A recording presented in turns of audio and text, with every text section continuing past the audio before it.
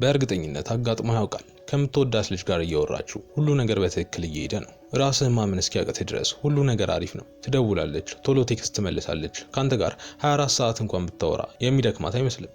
ከዛ ግን ድንገት አንድ ያላሰብከው ነገር ይፈጠራል። ድንገት መቀዝቀዝ ትጀምራለች።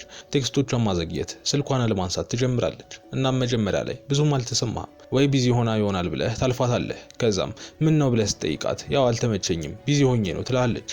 እናም እሺ ትላታለህ። ታዲያ ግን አሁንም ሰላም አታገኝም። ይበልጥ ልታዋራት በሞከርክ ቁጥር ይበልጥ ካንተ እየራቀች እንደሆነ ይሰማሃል። አሁን ግን ግራ ትጋባለህ። ውስጥህ እየራቀች እንደሆነና እንዳልፈለገች ይነግራል። እሷ ግን አልተመቸኝም ወዘተ ከማለት ውጪ አልፈልግም የሚል ቃል እስካሁን አልወጣትም። እናም በመሃል ግራ ትጋባለህ። ትተሃት እንዳትሄድ ቁርጥህን አልነገረችም ወይ መልሰህ እንዳቀርባት ደግሞ እየራቀች ነው። በዚህ ጊዜ ብዙ ወንዶች ግራ ስለሚገባቸው ገዳይ የሆነ ውሳኔ ይወስናሉ። እሱም አብልጦ እሷን መለመን ነው። ይህንን ስሜት መቋቋም ስለሚያቅታቸው ይበልጥ እሷን መለመን፣ ይበልጥ እሷን ማሳደድ ይጀምራሉ። ምን አድርጌሽ ነው? ምን ተፈጥሮ ነው? እያሉ ይጠይቋታል። እናም ምንም እንዳልተፈጠረ ግን ብቻዋን መሆን እንደምትፈልግ ትነግራቸዋለች። ግን አሁንም ከመራቅ ይልቅ እነሱ ያልፈጠሩትን ችግር ለመፍታት መሞከሩን እያያዙታል። ይህ ግን ትልቅ ስህተት ነው። አየህ፣ አንድ ሴት ቀዝቃዛ መሆን ከጀመረች በአብዛኛው እየፈተነች ነው። ካለኔ ራሱን ችሎ መቆም ይችላል ወይስ ሁሌም የኔን ትኩረት እንደፈለገ ነው የሚኖረው? ሴቶች እንደምታስባቸው ያን ያህል ሩህሩህ አይደሉም። አንተ ምን ሊሰማህ እንደሚችል አያስቡም። ያንተን ህመም አይረዱትም። ያውም አንዳንዴ በእሷ ምክንያት እየተጎዳህ እንደሆነ ስትመለከት ደስተኛ ትሆናለች። ግን አንተ እዚህ ወጥመድ ውስጥ በፍጹም እንዳትገባ፣ እንዳትለምን፣ እንዳትለማመጥ፣ ቂም እንዳትይዝ፣ እንዳታኮርፍ፣ ይልቁንም መስታወት ሁንባት። ለምሳሌ አንድ ቴክስት ለመመለስ 3 ሰዓት የምትወስድ ከሆነ አንተ ደግሞ ከዛ በላይ ወሰድ። ስልክ ስትደውል የማታነሳልህ ከሆነ ራሷ እስክትደውል ድረስ በፍጹም ደግመህ እንዳትደውል። ለመገናኘት አስባችሁ በመጨረሻው ሰዓት ከሰረዘችው ምንም መከፋት ሳታሳይ ራስህን ሌላ ቀጠሮ ያዝ። ከፈለክ ከራስህ ጋር፣ ካልፈለክ ደግሞ ከሌላ ሴት ጋር። አየህ፣ ሴቶች የሚፈሩት ክርክርን አይደለም ዝምታን እንጂ። ያውም ክርክር ለሴቶች ደስ የሚል ነገር ነው። ያንተን ጉዳትና ምን ያህል እንደወደድካ ስለምታይበት ያዝናናታል። ነገር ግን ዝም ስትላት እንደ መስታወት ራሷን ስታሳያት ያኔ እንዳሰበችው አስፈላጊ እንዳልሆነች ይታወቃታል። ያ ተነፋፍቶ የነበረው ኢጎዋ መሸርሸር ይጀምራል። የሚያስገርመው ነገር ሴቶች እንደዚህ የሚያደርጉት አንተን ለመፈተን በማለት ብቻ አይደለም፣ ትኩረትንና መለመንን ስለሚፈልጉ ነው። አየህ፣ ልክ ካንተ ስትርቅ፣ ልክ ቀዝቀዝ ስትል ካንተ የምትጠብቀው ነገር አለ። እሱም እንድትለማመጣት ነው። የተጎዳው ጎንህን፣ የተሰበረውን ልብህን እንድታሳያት ነው። ልክ እንደዛ ስታደርግ ውስጧ ደስ ይለዋል። ዓለምን የተቆጣጠረች ይመስላታል። በወንድ ልጅ በፍቅር የማንበረከክ ሴት ነኝ ብላ ታስባለች። ግን ከዛስ ልቧ እንዲያብጥ ካደረግክ በኋላ ተመልሰው ወደ አንተ የምትመጣ ይመስላል? እንደዛ ካሰብክ ሞኝ ነህ። ምክንያቱም አንዴ በእጅ ያስገባውን ከተማ ለምን ብለህ ትመለስበታለህ? ሌላ ከተማ ወደ መግዛት ነው የምትሄደው። ለሴቶችም አይምሮ እንደዚሁ ነው የሚያስቡ። አንተ ሙሉ ለሙሉ በእጇ እንዳስገባች ካወቀች ተመልሰው ወደ አንተ አትመጣም። ትንቃለች፣ ከሷ በታች አድርጋ ታያለች። ይልቁንም ሌላ ወንድ ጋር መሄድን ትመርጣለች። ለዚህ ነው በፍጹም መለመን የሌለብህ። የለመንክበት ቅጽበት እሷንም ራስህን የምታጣበት ቅጽበት ነው። ከዛ ይልቅ ግን መልሰህ እሷን ማግኘት የምትፈልግ ከሆነ ራስህን ቢዚ አድርግ። አውቃለሁ ሊከብድ ይችላል። በተለይ የእውነት የምትወዳት ከሆነ እሷን ዝም ማለት የማይቻል ነገር ሆኖ ሊታይ ይችላል። ነገር ግን አንድ ሀቅ ልንገርህ፣ ዞሮ ዞሮ ልብህ መሰበሩ አይቀርም። ዞሮ ዞሮ ነገሩ መክበዱ አይቀርም። ያውም በለመንካት ቁጥር ይበልጥ እየተጎዳህ ትመጣለህ። ክብርህን እያጣህ ትመጣለህ። ቀስ በቀስ ራስህን እያሰቃየህ ትሄዳለህ። ከዛ ይልቅ ግን ራስህን ማክበር መርጠህ በዝምታ ስቀጣት ለጊዜው ከባድ ቢሆንም ብዙ ነገር ታተርፍበታል። ታዲያ እኔም ዝም ስል በእሷ አይምሮ ውስጥ ምን ይፈጠራል ካልከኝ የሚፈጠረው ልንገርህ። በመጀመሪያ የሚሰማ ስሜት ድንጋጤ ነው። ሰርፕራይዝ ትሆናለች። ምክንያቱም ሌላ ጊዜ የሰራ የነበረው ታክቲኳ እንዳሰበችው እየሰራ እንዳልሆነ ስትመለከት ግራ መጋባቱ አይቀርም። ራሷን እንዴት እንዲህ ሊሆን ይችላል ብላ መጠየቁ አይቀርም። ከዛም ዋጋህን መልሳ ማጤን ትጀምራለች። ልክ ዝም ስትላትና በእሷ ስሜት እንደማትለዋወጥ ስታሳያት ቆይ ማን ነው ይሄ ሰው ብላ መጠየቅ ትጀምራለች። ምክንያቱም ኮንፊደንስ እና ለራስህ ክብር እንዳለህ እያሳያሃት ነው። እንደ ሌሎች ወንዶች እንደማታጎበድድ እያሳያሃት ነው። እናም ያኔ እንዳሰበችው አይነት ደካማና እሷን የሚፈልግ አይነት ወንድ እንዳልሆንክ ስትረዳ ዋጋህን ከፍ አድርጋ መመልከት ትጀምራለች።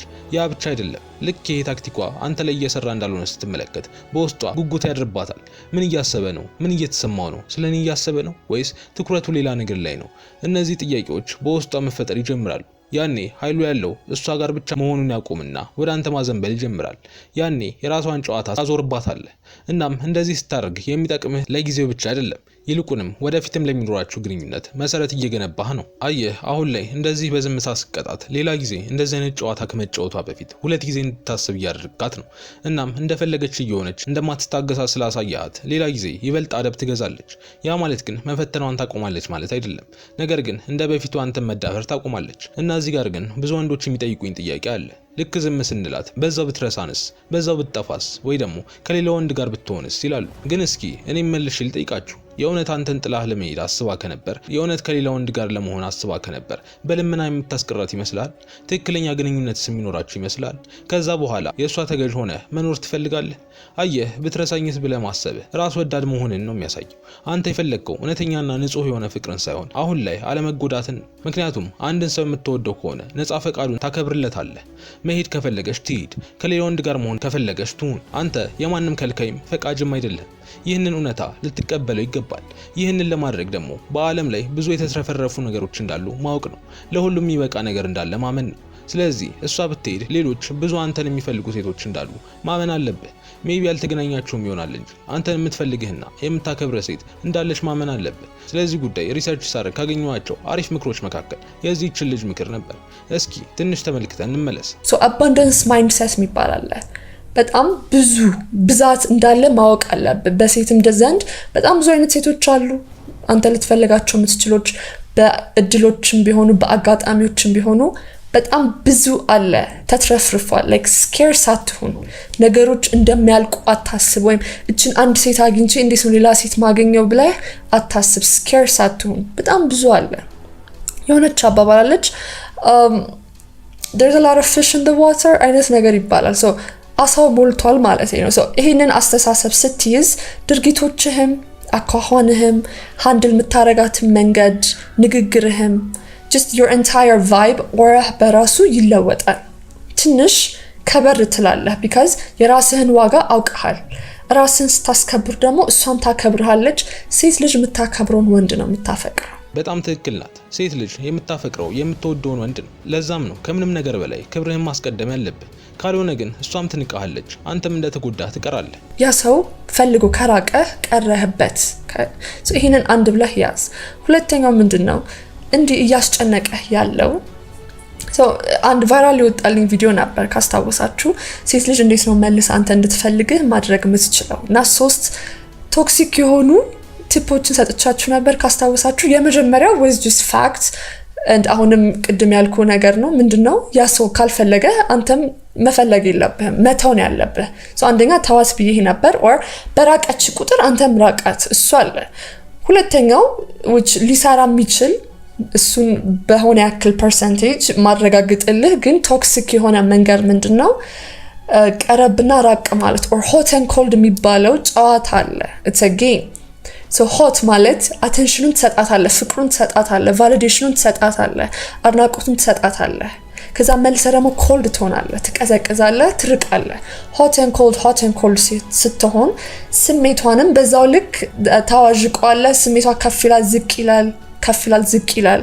ይበልጥ ኮንትሮል ይኖርሃል በሷ ላይ ማለት ነው። ትፈልግሃለች፣ ያኔ ልትወድ ትችላለች፣ ግን ቶክሲክ ነው፣ እውነተኛ አይሆንም። ሶስተኛ ጓደኞቿ መጀንጀን ጀምር ብዬ ነበር።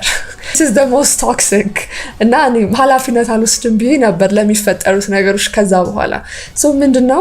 ከሷ ውጪ በአቅራቢያዋ ያሉ ሴቶች ግን ከሷ ውጪ ለሆኑ ሴቶች ለሷ የምትሰጣትን የነበረውን ትኩረት ወደ እነሱ ስታዞር ትቀናለች።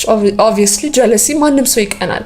ለኔ ሲሰጠኝ የነበረው ነገር ጓደኛዬም ሆና ማለት ነው ቢሰጣት ሰው ነኝ ቀናል፣ ሴት ነኝ ቀናለሁ። ባስቀናሃት ቁጥር እሷ ላይ ይበልጥ ኮንትሮል ይኖርሃል በሆነ ያክል አስተሳሰቧ ላይ እና ዲሲዥኗ ላይ የምታረጋቸው ውሳኔዎች ላይ ይበልጥ ቁጥጥር ይኖርሃል። እነዚህ ቶክሲክ ናቸው። ለማወቅ ያህል እወቃቸው፣ ግን አያዘልቁህም። እኔም ብዙ ጊዜ እነኚህ ነገሮችን የማልመክረው ስለማያዛልቁ ነው። ለጊዜው ልትቀናለች ትችላለች፣ እናም አንተ ጋር ልትጣበቅ ትችላለች። ከዛ ግን ጊዜ ማለፍ ሲጀምር መልሳ መሰላቸቷም አይቀርም።